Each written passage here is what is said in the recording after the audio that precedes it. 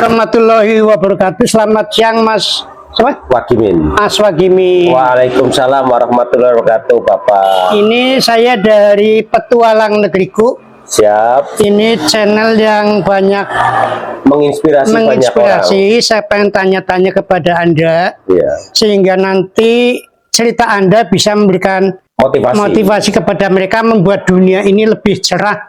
Ya, sebenarnya apa yang melatar belakangi dengan buka toko alat pertanian, kok bukan elektronik dan sebagainya? Siap, Pak. Terima kasih, Pak. Pertanyaan yang bagus menurut saya. Kebetulan saya sebelumnya memang berkecimpung di dunia pertanian, Pak. Tepatnya saya 13 atau 14 tahun saya ada bergabung di perusahaan pestisida, tepatnya di perusahaan PT Dharma Guna Wibawa, Pak. Benar. Maaf ya, waktu itu Anda berlatar belakang S1 atau sarjana? Saya kebetulan secara pendidikan akademis drop out, Pak. Wih, terakhir luar itu biasa. STM. Luar biasa, seorang lulusan SMK STM bisa mengembangkan bisnis di bidang pestisida ya. Padahal jauh sekali kan mesin ke ini ya. Iya. Terus gimana? Nah, ini yang harus dicermati kawan-kawan kaula muda, bahwa ternyata pendidikan itu sangat penting, Pak. Sangat ini penting. contoh yang kurang baik dari saya, bahwa ketika belajar itu harus selalu dimaksimalkan. Itu pertama. Jangan sampai drop out, Pak. Nah, kebetulan karena memang saya merasa tidak punya pendidikan secara akademis, kami menggeluti atau belajar atau istilahnya apa ya, Pak? Mungkin singkat cerita itu mendalami tentang dunia pertanian yang notabene saya adalah anak petani. Mungkin dari latar belakang Bapak saudara itu seorang petani, Anda punya pengalaman jadi dikembangkan begitu? Betul. Akhirnya saya menaruh kecintaan terhadap dunia pertanian, sehingga saya tuh terinspirasi terus menggali, mengeksplor apa yang terjadi di dunia pertanian. Salah satunya kami bertahan 13 tahun di dunia pestisida. Wah, bukan waktu yang singkat ya? Betul, setuju, Pak. Maksud saya waktu itu kan banyak orang ke luar negeri, kemudian kerja di teknik kok dengan petani. Menurut saya itu suatu pekerjaan yang sangat hina menurut saya tuh. Iya, makanya yang saya ceritakan tadi, bahwa pertanian itu seolah-olah kasta yang paling rendah. Iya, paling rendah gitu. Tapi menurut saya ini sangat luar biasa, Pak, kalau kita dalami. Karena apa? Petani itu minimal kan menyumbang pangan. Bahkan pemerintah sendiri mencanangkan untuk ketahanan pangan lewat swasembada pangan, Pak. Nah, makanya dari situ saya memang berawal dari kepepek lah gitu kepepek. Akhirnya mendalami 13 tahun, 14 tahun di perusahaan. Saya memang berpikir bagaimana saya berkarya sendiri, menyentuh langsung kepada user pemakai petani, Pak.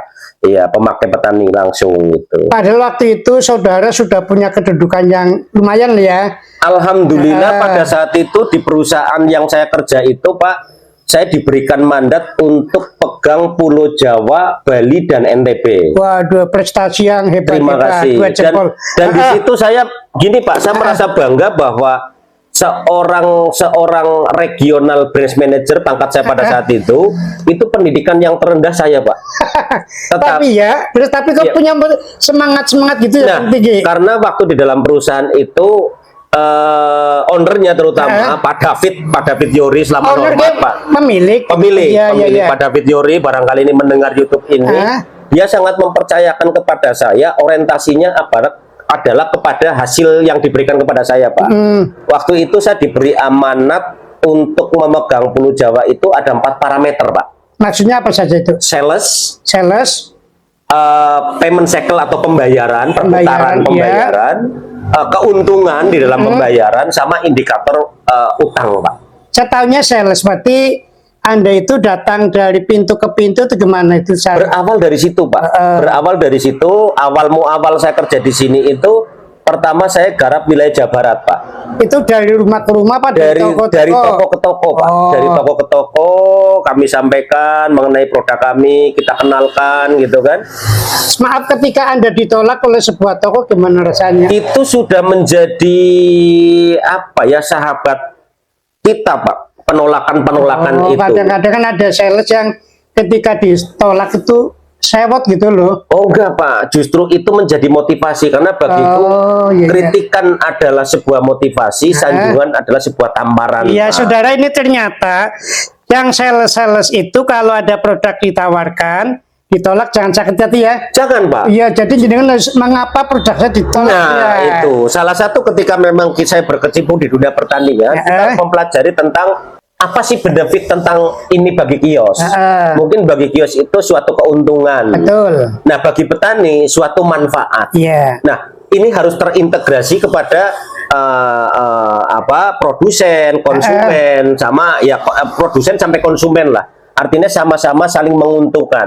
Saling menguntungkan. Terus bagaimana waktu itu seorang Pak Wagimin itu memberi penguatan terhadap pemilik toko bahwa ini ada produk yang paling bagus dan bermanfaat bagi petani gitu. Tentunya tidak gampang menjelaskan seperti itu Pak, karena untuk dari produk-produk tersendiri ini kan kompetitor banyak yang sejenisnya Pak. Tentunya kita lebih banyak menggandeng, di samping memang kami sebagai salesman, kami disupport dengan tim lapangan Pak. Oh, nah, ada ya. Tentunya kami buktikan obat-obat tersebut sampai ke tingkat petani Pak. Artinya benar-benar bahwa kualitas itu tidak sebatas di balik meja atau terucap di seorang salesman seperti saya, tetapi obat ini harus benar-benar tercapai kepada konsumen baik dan tidaknya atas produk ini. Itu hal yang paling menarik bagi saya, tadi Anda sudah kerja enak, dapat gaji tinggi, dapat fasilitas dari perusahaan. Betul. Oh malah pindah tuh keluar mendirikan toko gitu loh. Saya termotivasi dengan kebebasan Pak. Artinya kebebasan waktu, kebebasan finansial, kebebasan berinovasi. Nah, yang sangat termotivasi sekali bahwa segede apapun gaji saya, setinggi apapun pangkat saya, mohon maaf kepada pemilik perusahaan, dan ini jangan ditelan mentah-mentah bagi karyawan sekarang yang ada di dalam sana, bahwa motivasi orang beda-beda. Saya kepengen menjadi bos untuk diriku sendiri. Oh iya, jadi gitu. Sehebat apapun juga kalau kita kerja ya, itu adalah bawahan ya, karyawan. Iya, Pak. karyawan. Begitu, walaupun kita cuma menjual katakan kopi, tapi saya pemiliknya. Itu pemiliknya. Iya, saya pemiliknya, mau buka mau tidak tergantung saya ya. Betul. Ya itu luar biasa. Tapi ini jangan dicerna mentah-mentah kepada teman-teman yang masih di dunia pekerjaan, karena ketika mengambil sebuah kesimpulan seperti itu kan harus benar-benar dipetakan, dipertimbangkan, dipikirkan. Tentunya dipikirkan Pak gitu. Saya kan sering mendengar slogan seperti itu. Betul. Ya sehingga saya juga pengen menjadi yang cari uang itu kayak dengan saya menjadi YouTuber. Kan waktunya tidak terikat. Betul. Aku punya waktu ya cari konten, kalau kerja di sebuah perusahaan itu. Betul. Kemudian yang membuat saya menjadi YouTuber, saya ingin belajar dari orang-orang sukses itu loh. Dengan begini aku bisa mendatangi jenengan, bisa datangi orang lain, dan bisa menularkan ilmu jenengan ke orang lain. Betul. Coba pesan Anda kepada generasi muda yang sekarang gimana? Satu pesan saya kepada teman-teman yang masih muda produktif, bahwa bekerjalah harus yang excellent Pak. Maksudnya luar biasa gitu. Luar biasa. Karena kalau yang biasa-biasa saja itu hasilnya juga biasa-biasa. Ya, dimaksud excellent itu apa? Artinya ketika memang saya dunia pertanian, mensukai dunia pertanian, ya harus disukai benar-benar dari hati yang terdalam, Pak. Oh, bukan tiru-tiru ya? Bukan tiru-tiru. Zaman sekarang gini, orang jual apa rame ke sana, ini lari ke sana gitu. Itu gimana pun dengan orang-orang. Artinya begini Pak, di dalam dunia pekerjaan di samping excellent, kami selalu memegang bahwa kami punya pesan dari orang tua, carilah jeneng, jangan cari jenang. Maksudnya gimana? Maksudnya carilah nama baik daripada kita tidak berintegritas atau mungkin korupsi gara-gara untuk memperkaya sendiri. Saya banyak godaan Pak di dalam pekerjaan itu untuk korupsi. Misalnya? Contoh kayak umpamanya harga seperti ini, 10.000 mamanya dari Iya. sana kita jual 11.000, yang 1.000-nya kita ambil.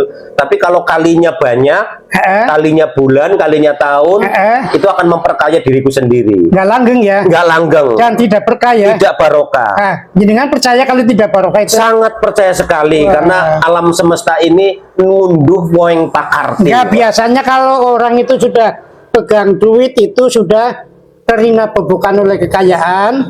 Kemudian kalau ada masukan-masukan, dia akan bilang apa lo gitu, ini bisnis saya gitu. Nah itu Pak, saya dipercaya 13 tahun mengelola Pulau Jawa dan Bali itu, yang saya benar-benar memperhatikan satu namanya integritas Pak. Ya, Integritas itu katakanlah kayak Bapak ini sebagai pemilik suatu perusahaan dan saya bekerja di dalamnya, ada atau tidak ada Bapak bagi saya itu sama saja.